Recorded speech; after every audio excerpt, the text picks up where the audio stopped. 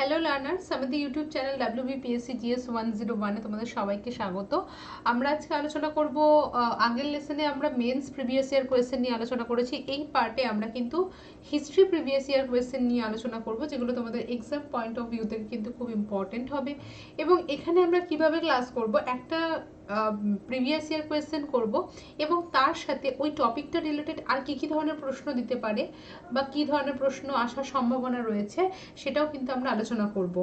তো এখানে হচ্ছে প্রথম আমরা শুরু করব প্রথম প্রশ্ন যেটা দিয়ে, যেটা তোমাদের 2014 প্রিলিমসের কোয়েশ্চেন ছিল, যেখানে বলেছে in the Nehru report committee 1928 the liberal federation was represented by.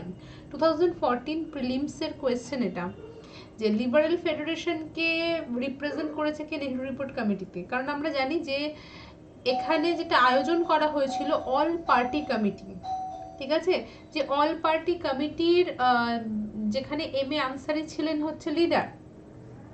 তাহলে এখানে লিবারেল পার্টির হয়ে কে রিপ্রেজেন্ট করেছে? তো এখানে আমাদের আনসার কি হবে? তেজ বাহাদুর সাপ্রু, বি হবে আমাদের কারেক্ট আনসার। তো আমরা দেখতে পাচ্ছি, দেখো এখানে এক মিনিট একটু কালিটা চেঞ্জ করে নিই। আচ্ছা, তো আমরা দেখতে পাচ্ছি কি তেজ বাহাদুর সাপ্রু। তো the Nehru report 10th August 1928, Nehru রিপোর্টের পারপাস কি ছিল আমরা সবাই জানি, যে যেটাকে বলা হয় যে যখন আমাদের সাইমন কমিশনকে বয়কট করে ইন্ডিয়ানরা, কেন? তার কারণ হচ্ছে যে ভারতের সংবিধান প্রণয়নের জন্য কমিটি বসায় ব্রিটিশ গভর্নমেন্ট। তো সেখানে কোনো ভারতীয়দের সাথে জিজ্ঞাসাবাদ বা ভারতীয়দের কোনো জায়গা দেওয়া হয় না বা তাদেরকে মেম্বার হিসাবে রাখা হয় না, অল হোয়াইট মেম্বারকে রাখা হয়। তো তার জন্য যখন প্রতিবাদ মিছিল হয়, তো সেখানে আমাদের সেক্রেটারি অফ স্টেট ছিলেন লর্ড বিরকেনহেড, যেখানে উনি জানান যে ভারতীয়রা তাদের সংবিধান রচনার জন্য যোগ্য না, ঠিক আছে। তো সেই জন্য তাদেরকে কি করা হয়েছে, তাদেরকে কোনো ইন্ডিয়ান মেম্বারকে রাখা হয়নি। তো সেখানে তার উত্তরে এখানে এটা একটা ভারতীয়দের কাছে সব থেকে বড় চ্যালেঞ্জ ছিল। তো ভারতীয়রা পরবর্তীকালে কি করে, একটি অল পার্টি কমিটি গঠন বা অ্যারেঞ্জ করেন মাদ্রাস সেশন, আমরা সবাই জানি, যেখানে চেয়ারম্যান ছিলেন কিন্তু এম এ আনসারি। এবং সেখানে অল পার্টি মানে সমস্ত পার্টি মিটিং, সবার সাথে আলাপ আলোচনা করে যে ভারতবর্ষের ভবিষ্যৎ বা সংবিধান, এটা ভারতীয়দের কাছে সব থেকে বড় চ্যালেঞ্জ যে তারা যোগ্য না তাদের সংবিধান রচনার জন্য। তো সেই জন্য এখানে কি করা হয়, তোমাদের জিজ্ঞাসা করা হয়েছে এবং তারপরেই আমরা জানি যে এই কমিটির, অল পার্টি কমিটির আন্ডারে sub committee establish constitutional committee, যার হেড হয় মতিলাল নেহেরু, চেয়ারম্যান জওয়াহরলাল নেহেরু। তো এখানে যেটা বলা হচ্ছে, দেখো যে Nehru report 10th August 1928 was a memorandum to the appeal of the new Dominion status. এই ডোমিনিয়ন স্টেটাস নিয়ে আমরা জানি যে নেক্সট কংগ্রেসের মধ্যে একটা স্প্লিট দেখা যায়। এক পক্ষ যেমন ইয়াং জেনারেশন, যেখানে তার ছেলে জওয়াহরলাল নেহেরু এবং সুভাষচন্দ্র বোস, তারা দুজনে ইন্ডিপেন্ডেন্স ফর ইন্ডিয়ান লিগ আনে। তার কারণ হচ্ছে তারা সাপোর্ট করছে ডোমিনিয়নকে না, তারা সাপোর্ট করছে পূর্ণ স্বরাজকে। তো এখানে আমরা যেটা দেখতে পাচ্ছি, it was prepared by a committee of all party conference chaired by Motilal Nehru with his son Jawaharlal Nehru acting as a secretary. In 1928, Tej Bahadur Sapru helped draft the Nehru Committee report, on constitutional reforms. It is acknowledged as the most important document related to the evolution in Indian constitution. For example, 28th February 1930, he attended a dinner party organized standing committee, British India and ministers, advisor. The main point of the Nehru report was as follow: India would given dominion status. This means independence within British Commonwealth. তো independence ভারতীয়রা পাবে কিন্তু ব্রিটিশদের আন্ডারে। Dominion status মানে তাই, এখানে ওভারলর্ডশিপ থাকবে ইন্ডিয়ানদের, কিন্তু তার আন্ডারে ভারতীয়রা স্বাধীন সরকার গঠন করবে। India will be federation which shall be bicameral legislature at the center of the ministry would be responsible to the legislature. তো নেক্সট এবার যেটা আমরা আলোচনা করব সেটা হচ্ছে নেহেরু রিপোর্ট নিয়ে তোমাদের কি প্রশ্ন আসছিল, যেখানে আমরা দেখতে পেয়েছি যে Nehru committee report goat a decent burial at the hand of the Congress at the session of the INC, যেখানে আমরা দেখতে পাই যে নেহেরু রিপোর্টকে তো মানা হয়নি গভর্নমেন্টের তরফ থেকে। তো যখন রিজেক্ট করা হয় তখন কংগ্রেসের নেক্সট পদক্ষেপ ছিল কিন্তু পূর্ণ স্বরাজের দাবি, যেটা এখানে আমাদের কোথায় বলা হয়। তো এখানে আমাদের আনসার হবে লাহোর সেশন 1929। আমরা জানি, যেখানে প্রথম যেখানে দীপাবলি ডিক্লারেশন যখন লর্ড আরউইন আনেন ডোমিনিয়ন গ্র্যান্ড করে, যেখানে সাইমন কমিশনের রেকমেন্ডেশন অনুযায়ী, দীপাবলি ডিক্লারেশনটা কি ছিল, সাইমন কমিশনের রেকমেন্ডেশন অনুযায়ী দুটো প্রস্তাব লর্ড আরউইন রাখেন দিল্লি ম্যানিফেস্টোতে, যেখানে উনি রাখেন যে ডোমিনিয়ন স্ট্যাটাস, 2 নম্বর হচ্ছে কি যে second round table conference. Round table conference কেন দরকার, যে ভারতের সংবিধান প্রণয়নের জন্য। তো এটা কিন্তু খুব ইম্পর্টেন্ট, এবং সেই সভাতে 1929-এ কিন্তু পূর্ণ স্বরাজের প্রস্তাব রাখেন কিন্তু কংগ্রেস। নেক্সট যেটা বলেছে, which among the following best supported the ideas two inclusion of fundamental right in our constitution, the idea inclusion fundamental right in our constitution.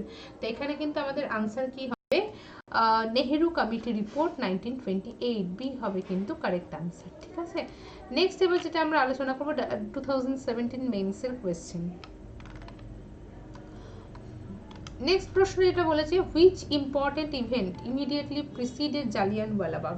জালিয়ানওয়ালাবাগের ঠিক আগে কোন আমরা দেখতে পাই যে, আচ্ছা এখানে একটা প্রশ্ন ছিল যে the idea of the inclusion fundamental রাইটসের প্রথম আমরা দেখতে পাই নেহেরু কমিটি থেকে, কারণ সাপ্রু কমিটিতেও কিন্তু আমাদের যেটা করা হয় যে ইমিডিয়েট আমাদের সাপ্রু কমিটির এমন অনেক যেটা ফান্ডামেন্টাল রাইট সম্বন্ধে যা বলা হয় সেটা আমাদের কনস্টিটিউশনে রাখা হয়, কিন্তু first idea best supported first idea fundamental রাইটের কিন্তু দেওয়া হয় নেহেরু কমিটির রিপোর্ট অনুযায়ী 1928 অনুযায়ী। ঠিক আছে, নেক্সট এবার যেটা আমরা আলোচনা করব যে প্রিসিডেড জালিয়ানওয়ালাবাগ কোনটা হবে কারেক্ট আনসার। তাহলে আমরা অবশ্যই জানি যে রাওলাট অ্যাক্ট, এটাই ছিল একমাত্র দায়ী জালিয়ানওয়ালাবাগের জন্য, যেখানে রাওলাট অ্যাক্টের মাধ্যমে যেখানে দুজন নেতাকে রাওলাট সত্যাগ্রহে অংশগ্রহণ করেন, গান্ধীজির ডাকা সত্যাগ্রহ, যে সত্যাগ্রহ যেটাকে আমরা কি বলি, রাওলাট সত্যাগ্রহ ছিল প্রথম গান্ধীজির অল ইন্ডিয়া স্ট্রাইক। তো এই স্ট্রাইকে যোগদান করেছিলেন দুজন গান্ধীজির ডাকে, যেখানে ডক্টর সত্যপাল এবং সৈফুদ্দিন কিচলু। তো এই দুজনকে অ্যারেস্ট করা থেকে কিন্তু আমাদের এই দুজনকে অ্যারেস্ট করে, তার জন্য প্রতিবাদ মিছিল হয়, সেই প্রতিবাদ মিছিলেই কিন্তু গুলিবর্ষণ করে আমাদের প্রতিবাদ একটা সভা ডাকে, মিছিল না সভা ডাকে, মানে প্রতিবাদ করা হয়, এবং সেখানে নিরস্ত্র লোকেদের ওপরে কিন্তু গুলিবর্ষণ করে ডায়ার। ঠিক আছে, তো এখানে আমরা যেটা দেখতে পাচ্ছি ডি হবে আমাদের কারেক্ট আনসার। তো আমরা এখানে despite much opposition of the Rowlatt Act passed in March 1919, the purpose of the act was to curb the growing nationalist upsurge in the country. It gave the government enormous power to repress political activity and allow detention of political prisoner without trial for 2 years. The army was called into Punjab, and 13th April people from neighboring village gathered Boishakhi Day celebration and to protest against deportation of two important Indian leaders, যাদের নাম বললাম doctor Satyapal এবং Sharifuddin Kitchlew, in Amritsar. Session Amritsar ছিল আমরা জানি, এবং Jallianwala Bagh cause British general ছিলেন বা লিউটেন্যান্ট গভর্নর পাঞ্জাব ছিলেন general Dyer, who want to teach Indians to lesson. তার কারণ কি, এটা এই নিরস্ত্র লোকেদের উপর গুলিবর্ষণ করে ডায়ার কি প্রমাণ করতে চেয়েছিল, একটা ত্রাস বা সন্ত্রাস জিয়ে রাখতে চেয়েছিল, যাতে এই ন্যাশনালিস্ট অ্যাক্টিভিটি যাতে দমন করা যায়। তো এটা কিন্তু খুব ইম্পর্টেন্ট, এটা কিন্তু ভালো করে মনে রাখতে হবে। আমরা জানি যে রাওলাট অ্যাক্ট কিন্তু গভর্নমেন্টের রিপ্রেশন পলিসি, যাকে আমরা বলি যে যখন মন্টেগু চেমসফোর্ড রিফর্মস আসে তখন কিন্তু গভর্নমেন্টের দুটো policy, carrot and stick policy, যার মধ্যে রাওলাট অ্যাক্ট কিন্তু ছিল স্টিক পলিসি। নেক্সট আমরা যেটা দেখতে পাচ্ছি, which act was known as the black bill. আমরা ব্ল্যাক বিল হিসাবে এখানে কাকে দেখতে পাই, তো এখানে চারটে অপশন আছে, Rowlatt act, পিটস India act, the regulating act and the council act. তো আমাদের আনসার কোনটা হবে, এখানে ব্ল্যাক বিল হিসাবে কিন্তু আমরা দেখতে পাই রাওলাট অ্যাক্ট। কেন ব্ল্যাক বিল বলা হয় ব্ল্যাক বিল, তার কারণ হচ্ছে যে এখানে প্রথমত যে কোনো রকম প্রমাণ ছাড়া উইদাউট প্রুফ যে কোনো যাকে সন্দেহ হবে সেই যে কোনো লোককে যখন তখন কিন্তু উইদাউট ট্রায়ালে কিন্তু অ্যারেস্ট করে রাখতে পারে 2 বছরের জন্য, এবং কোনো সাক্ষী বা প্রুফ তার সম্বন্ধে তার ক্ষেত্রে কিন্তু চলবে না, অ্যাপ্রুভ বা গ্র্যান্ট করা হবে না যদি কোনোভাবে কিন্তু, যার জন্য এটাকে কী বলা হয় ব্ল্যাক অ্যাক্ট, কোনো ক্যামেরা ট্রায়াল কিন্তু চলবে না। তো এগুলো কিন্তু পুরোপুরি কী হয়েছে, এটা রিপ্রেশন করা ন্যাশনাল মুভমেন্টকে, তো তার জন্য এটাকে কী বলা হয়, একটা ব্ল্যাক বিল, কালা আইন নিয়ে আসা হয়েছে। When and where did the Jallianwala Bagh took place? তো আমরা সবাই জানি এখানে 1906 অমৃতসর, 1906 লাহোর, 1919 করাচি, 1919 অমৃতসর। তো আমাদের আনসার কি হবে? ডি 1919 অমৃতসর হবে কারেক্ট আনসার। নেক্সট এবার যেটা আমরা আলোচনা করব, the historic Lucknow session of the Congress in 1916 was presided over the. তো 1916 কংগ্রেস সেশন প্রিসাইড করেছিলেন কে? আমরা সবাই জানি অম্বিকাচরণ মজুমদার। তো লখনৌ সেশন কেন ইম্পর্টেন্ট এটা কিন্তু আমাদেরকে মনে রাখতে হবে। লখনৌ সেশন আমি তোমাদের এর আগের যে প্রিভিয়াস ইয়ার কোয়েশ্চেন করালাম সেখানেও কিন্তু আমি বলেছি এটা, যে লখনৌ সেশনের প্রধান উদ্দেশ্য কী ছিল। 1916 presided Ambikacharan Majumdar was a special in many respects. Firstly this session ব্রট the moderate extremist in Congress, যেটা স্প্লিট হয়েছিল 1907 সুরাট স্প্লিট থেকে। কংগ্রেসের মডারেট এবং এক্সট্রিমিস্ট একত্রিত হয়। Common platform again after nearly decade, particularly due to effort of the annexation. The Congress president in his address said that if the Congress was buried at Surat, it was reborn. যদি কবরস্থ হয় সুরাট সেশনে কংগ্রেস, তাহলে সেটা আবার পুনর্জন্ম নিল লখনৌতে, in the garden of the Wajid Ali Shah. Secondly, Congress and All India Muslim League signed a historic Lucknow Pact, যেখানে লখনৌ প্যাক্টটা কি ছিল আমরা জানি যে 1914 to 1918 আমাদের প্রথম বিশ্বযুদ্ধ। প্রথম বিশ্বযুদ্ধে ভারতীয়দের যোগদান ব্রিটিশদের সাথে এটা শর্ত সাপেক্ষ ছিল। তো এখানে তারপর উত্তরে যুদ্ধান্তে ব্রিটিশরা কথা দিয়েছিল যে ভারতীয়দের দাবি দাওয়া তারা মেনে নেবে। তো এখানে যেটা দেখানো হয় যে Lucknow pact agreement made by the Indian National Congress headed by Maratha leader Bal Gangadhar Tilak and the All India Muslim League led by Muhammad Ali Jinnah. It was adopted by the Congress at its Lucknow session on December 29 and by the League December 31, 1916. Through the pact, the two parties agreed to allow representation to religious minority in the provincial legislature. The Lucknow Pact was adversely criticized by the Montagu Chelmsford report. তার কারণ হচ্ছে আমাদের criticize করা, but being an agreement between the parties, government did not like to reject it, substitute in its place. যেখানে আমরা জানি যে কংগ্রেস এবং মুসলিম লীগ একটা লম্বা কিন্তু লিস্ট ছিল, যেখানে আমরা এটাও জানি যে কংগ্রেস কিন্তু প্রথম দিকে যখন মলিমেন্টো রিফর্মস অ্যাক্টে যখন সেপারেট ইলেক্টোরেট 1909 আনা হয় তখন কিন্তু কংগ্রেস অপোজ করেছিল, কিন্তু লখনৌ প্যাক্টের মাধ্যমে কিন্তু যতক্ষণ না জয়েন্ট ইলেক্টোরেট অ্যাপ্রুভ হচ্ছে ততক্ষণ কিন্তু সেপারেট ইলেক্টোরেটকে অ্যাপ্রুভ করেছিল মুসলিম লীগের কংগ্রেস। এবং বিভিন্ন রকম লেজিসলেচারে রিজার্ভেশন এগুলো সব কিছু নিয়ে কিন্তু ঠিক হয়েছিল, যেটা গভর্নমেন্টের সামনে কিন্তু রাখা হয়েছিল, এবং ব্রিটিশ গভর্নমেন্টের তরফ থেকে কি কি ডিমান্ড এগুলো সব নিয়ে। তো যেখানে ব্রিটিশরা কি করে সব তো মানে না, কিন্তু এই দুই পক্ষের যে দাবি ছিল তার সেটাকে অ্যাকসেপ্ট করেই কিন্তু সেটাকে দেখেই কিন্তু গভর্নমেন্ট অফ ইন্ডিয়া অ্যাক্ট 1919 বা মন্টেগু চেমসফোর্ড রিফর্মস অ্যাক্ট কিন্তু আমাদের আসে। তাহলে এই জায়গাগুলো কিন্তু আমাদেরকে দেখতে হবে যে কেন লখনৌ প্যাক্ট আসে, কেন মুসলিম লীগ, যে মুসলিম লীগ ছিল প্রো ব্রিটিশ অ্যান্টি কংগ্রেস, তাহলে সেই অ্যান্টি কংগ্রেস পার্টি কেন কংগ্রেসের সাথে এক হলো। তার কারণ হচ্ছে ব্রিটিশ গভর্নমেন্টের যে প্রস্তাব ছিল পার্টিশন অফ বেঙ্গল, সেই পার্টিশন অফ বেঙ্গল যখন রোধ হয় এবং টার্কি ইটালি ওয়ার 1911 যখন টার্কি কে সাপোর্ট না করে ব্রিটিশরা সাপোর্ট করে ইটালি ইউরোপিয়ান পাওয়ারকে, তখন এই দুটো বিষয় কিন্তু তাদের কাছে একটা অবিশ্বাসের কারণ ছিল। তাহলে এগুলো কিন্তু আমাদেরকে মনে রাখতে হবে। এগুলো যদি আমরা মনে না রাখি তাহলে কিন্তু কোয়েশ্চেন অ্যাটেন্ড করা কিন্তু খুবই সমস্যা হয়ে যাবে। নেক্সট এবার যেটা আমরা আলোচনা করব, যেখানে আমরা দেখতে পাচ্ছি the Lucknow pact was signed by. Lucknow pact কারা সাইন করেছে, এই প্রশ্নটা আমাদের লখনৌ প্যাক্ট নিয়ে কত রকম প্রশ্ন এসেছে প্রিভিয়াস ইয়ারে। তো আমরা দেখতে পাচ্ছি Lucknow pact was signed by, এখানে হোম রুল লীগ রয়েছে, মুসলিম লীগ রয়েছে, Swarajya Dal Indian national congress, মুসলিম league Indian association. Same question কিন্তু আমাদের 2016-এও দিয়েছে মেন্স WBCS। তো এখানে আমাদের আনসার হবে ডি ইন্ডিয়ান ন্যাশনাল কংগ্রেস এবং মুসলিম লীগ। নেক্সট যেটা বলেছে which is not true about the Lucknow session of Congress in 1916, কোনটা ট্রু না। এখানে বলেছে ফার্স্ট মডারেট এবং extremist resolve their difference in this session, the Congress and the Muslim League signed Lucknow pact after the session, BG Tilak Annie Besant emerge important figure of the Congress party, the session demand dominion status for India. তাহলে এখানে আমাদের আনসারটা কি হবে, এখানে বলেছে যে not true, বলেছে মডার্ন, বলা হয়েছে যে মডারেট এবং এক্সট্রিমিস্ট রিজলভ দ্য ডিফারেন্স, এটা correct. The Congress Muslim League sign Lucknow pact after the session, after the session বলেছে, লখনৌ সেশন, লখনৌ প্যাক্টই তো হয় এই সেশন, তাহলে এখানে আমাদের কারেক্ট আনসার কোনটা ভুল, তাহলে বি হবে আমাদের কারেক্ট আনসার। বলেছে আফটার লখনৌ প্যাক্ট, না। নেক্সট এবার যেটা বলেছে দেখো, Buddha was born, Buddha was born যেটা আমরা জানি শ্রীলঙ্কান ক্যানোনিক্যাল, যেখানে চায়না মতবাদ অনুযায়ী এবং শ্রীলঙ্কান মতবাদ অনুযায়ী 623 বিসি, কিন্তু যেটা বর্ন ম্যাক্সিমাম যেটা আমরা বলি সেটা হচ্ছে 563 বিসি, ঠিক আছে, 563 বিসি।